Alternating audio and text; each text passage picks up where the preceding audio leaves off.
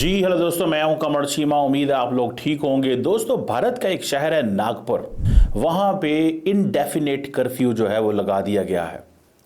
याद रखें कि भारत के इस शहर नागपुर के अंदर मुगल एक एम्परर हुआ करते थे, औरंगजेब। उनका वहां पे एक मज़ार है। और ये जो क्लैशेस वहां पे हुए हैं, इन क्लैशेस की भी एक हिस्ट्री है, माजी है।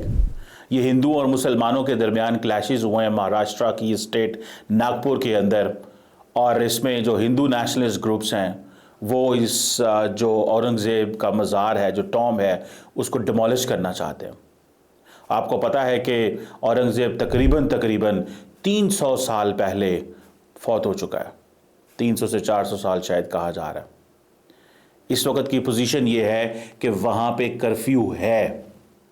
बहुत सारे जो पुलिस हैं वो ज़ख्मी हुए हैं, बहुत सारे लोगों के घर डैमेज हुए हैं, बहुत सारे लोग ज़ख्मी हुए हैं, जो जानों का नुकसान का खदशा है, जो व्हीकल्स हैं उनको भी तोड़ फोड़ की गई है। और सुनने में ये आ रहा है, ये बातें की जा रही हैं कि 50 के करीब लोगों को अरेस्ट कर लिया गया है। और जो टॉप चीफ एग्जेक्टिव हैं महाराष्ट्र के, देवेंद्र फडणवीस, उन्होंने ये कहा है कि ये रूमर्स फैलाई जा रही हैं कि शायद कोई रिलीजियस कंटेंट जो है उसको जलाने की बात हो रही थी, यानी कि शायद कुरान मजीद के जलाने की बात हो रही है। वो कह रहे हैं ऐसी कोई बात नहीं है, ये गलत रूमर्स हैं। आपको पता है कि औरंगज़ेब का ये जो मकबरा है, ये याद रखें, ये तकरीबन 500 किलोमीटर दूर है नागपुर से। 500 किलोमीटर जो औरंगज़ेब का मकबरा है, ये तकरीबन कहा जा रहा है 500 किलोमीटर दूर है नागपुर से। और ये जो शहर है, इसको पहले औरंगाबाद कहा जाता था। इस शहर को पहले औरंगाबाद कहा जाता था, लेकिन बाद में ज़ाहिर बात है इसका नेम चेंज कर दिया गया। अब ये जो इंडिया, आपको पता है वहाँ पे इस वक्त जो भारतीय जनता पार्टी है और हिंदू जो नेशनलिज्म है वो बड़े पीक पे है। वो ये समझते हैं कि इन्होंने हिंदुओं की परसिक्यूशन की है और 17वीं सदी के अंदर ये सब कुछ हुआ। लेकिन बहुत सारे लोगों का ये कहना है कि शायद ये चीज़ें एग्जेजरेट की गई हैं। लेकिन हिंदू जो है वो इस वक्त मानते नहीं हैं। वो कहते हैं कि इन्होंने हम पे बड़ा जुल्म किया। प्राइम मिनिस्टर नरेंद्र मोदी जब से पावर में आए हैं, एक कॉन्फिडेंस है हिंदुओं को कि अब उनकी हुकूमत आ गई है, अब उनको वो सब कुछ करना है, अब उनको अपनी रियासत एस्टैब्लिश करनी है। और वो जो बदला था और जो हिंदुओं के साथ ज्यादती हुई है, उसका भी हमें हिसाब चुकता करना है। एक बॉलीवुड मूवी है शावा, उसकी रिलीज के बाद ये टेंशन जो है वो बढ़ी। उसमें ये एक एक्शन बेस्ड फिल्म है जो हिंदू वॉरियर के ऊपर है, जो कि औरंगजेब से लड़ा। और इस फिल्म के बारे में बड़ी तनकीद की गई है। बहुत सारे जो मूवी क्रिटिक्स हैं उन्होंने इसके ऊपर तनकीद की है कि इसमें जो नैरेटिव दिखाया गया है वो नैरेटिव ठीक नहीं है। और इसके अंदर मुल्क के अंदर एक रिलीजियस रिफ्ट, मजहबी जो तकसीम है वो पैदा हुई है। प्राइम मिनिस्टर मोदी जो हैं, उन्होंने भी इस मुगल एम्परर औरंगजेब के बारे में बात की हुई है। और उन्होंने कहा 2022 के अंदर वो एक एड्रेस कर रहे थे और उन्होंने कहा था कि इस बंदे ने बहुत ज़्यादा ऑपरेशन किया और उसकी वजह से हिंदुओं को बहुत नुकसान उठाना पड़ा। और उन्होंने कहा कि औरंगज़ेब ने जो है वो हमारे साथ बड़ी ज़्यादती की, लेकिन हमारा जो फेथ है वो हिला नहीं है। ये नरेंद्र मोदी ने 2022 के अंदर एक दफ़ा ये बात की थी, एक तकरीर की थी। इसके साथ साथ नरेंद्र मोदी ने जो कांग्रेस पार्टी है उस पर भी तनकीद की है कि वो सिलेक्टिवली क्रिटिसाइज करते हैं हिस्टोरिकल फिगर्स के ऊपर। और ये जो औरंगजेब जैसे रूलर्स हैं, इनके ऊपर साइलेंस है। इन्होंने हिंदू टेंपल्स तोड़े। और जो कांग्रेस पार्टी है वो कंडेम नहीं करती ये जो इंडियन किंग्स थे और ये जो नवाब थे, निज़ाम थे, सुल्तान थे, बादशाह थे, इनके बारे में वो तनकीद नहीं करती, उस तरह कंडेम नहीं करती जिस तरह कंडेम करना चाहिए। अब नरेंद्र मोदी और उनकी पार्टी की ये जो अलाइनमेंट है और ये जो पर्सपेक्टिव है औरंगजेब के बारे में, जाहिर बात है ये इंडिया के अंदर सब्सक्राइब किया जाता है, लोग इसको फॉलो करते हैं। और यही वजह है कि ये जो फिल्म आई है इसके ऊपर लोगों का एक तासुर जो है वो सामने आ रहा है। याद रखें, ये जो मुगल रूलर्स हैं, इनके बारे में इंडियंस का एक बड़ा डिफरेंट किस्म का व्यू है। वो समझते हैं कि इन मुगल रूलर्स ने हमारे साथ ज्यादती की है।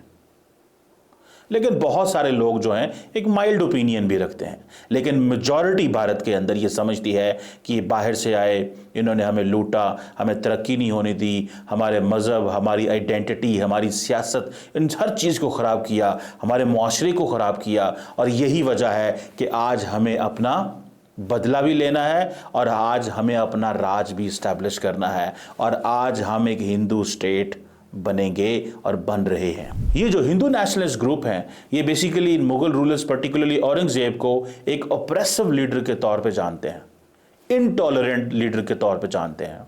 और क्योंकि जैसे मैंने पहले कहा कि ये इन्होंने जो बहुत सारे मंदिर तोड़े, बहुत सारी जो मजहबी कन्वर्जन्स की, हिंदुओं को मुसलमान किया, आजकल आपने सुना होगा ये डिबेट भारत के अंदर चलती है, घर वापसी की डिबेट।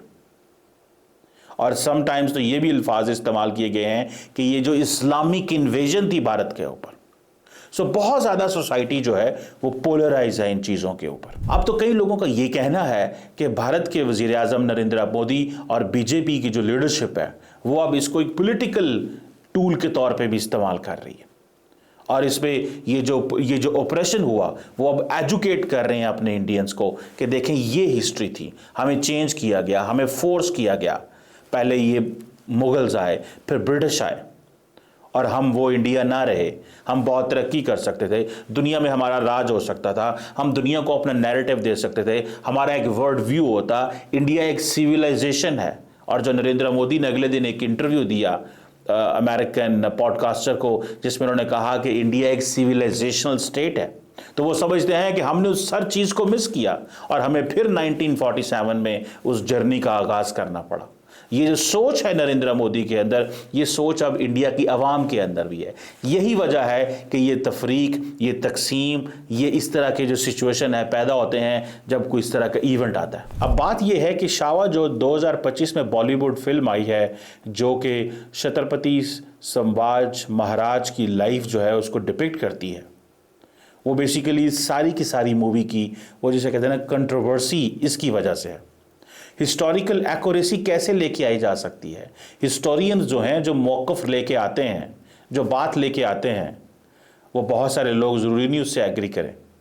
एक बंदे की हिस्ट्री जो है वो डिफरेंट हो सकती है, दूसरे बंदे की हिस्ट्री का अपना मौक़िफ़ है। सो ये कैसे हिस्टोरिकल एक्यूरेसी जो है वो जनरेट की जा सकती है? भारत के अंदर, बॉलीवुड के अंदर जो फिल्म मेकर्स हैं उनको इस चैलेंज का सामना रहता है और भारत की जो आवाम है वो बस एक ही बात कहते हैं कि उनकी हिस्ट्री जो है ठीक तरीके से उनको बताई जाए। वो हिस्ट्री जो वो समझते हैं कि ठीक है, वो हिस्ट्री जो वो समझते हैं कि ऐसी ही होनी चाहिए, वो हिस्ट्री जो वो समझते हैं कि ये ही भारत की तारीख़ है और हमें मस्क करके भारत की तारीख जो है वो दिखाई गई है। और इसीलिए वो नरेंद्र मोदी को अपना लीडर समझते हैं कि नरेंद्र मोदी वो शख्स है जो हमें वो रास्ता दिखाता है, हमें वो मंजिल पे दिखाता है, हमें वो हर कुछ दिखा रहा है जो कि हिंदू रियासत के अंदर होना चाहिए। और हमारी जो लॉस्ट ग्लोरी है वो हमें वापस लेके आ रहा है। हमारी आइडेंटिटी जो क्राफ्ट कर रहा है वो नरेंद्र मोदी कर रहा है। इसीलिए नरेंद्र मोदी इन तमाम टॉपिक्स के ऊपर बात करते हैं जो समझते हैं कि हिंदू आइडेंटिटी को स्ट्रेंथन कर सकती है। अब देखते हैं कि ये कर्फ्यू कब ख़त्म होता है, कब चीज़ें बेहतर होती हैं। बहरहाल ये एक कंट्रोवर्सी जो है वो जनरेट हो गई है और इससे मज़ीद प्राइम मिनिस्टर मोदी जो है उनकी जो पॉलिटिक्स है वो खुल के सामने आएगी, क्योंकि माजी में भी वो इसके बारे में बोलते रहे हैं और जारी बात है अभी फिर बीजेपी जो है वो बोलेगी। लेकिन जो मुंबई वहाँ पे जो रूलर्स हैं वो एक ही बात कर रहे हैं कि कुरान को जलाने की कोई बात नहीं हुई, ये गलत बात थी। ये सरकारी लोगों का वहाँ पे मौक़िफ़ है। मैं उम्मीद करता हूँ कि वहाँ पे अमन वापस आएगा और लोग दोबारा एक दूसरे के साथ मिल बैठेंगे। Thank you.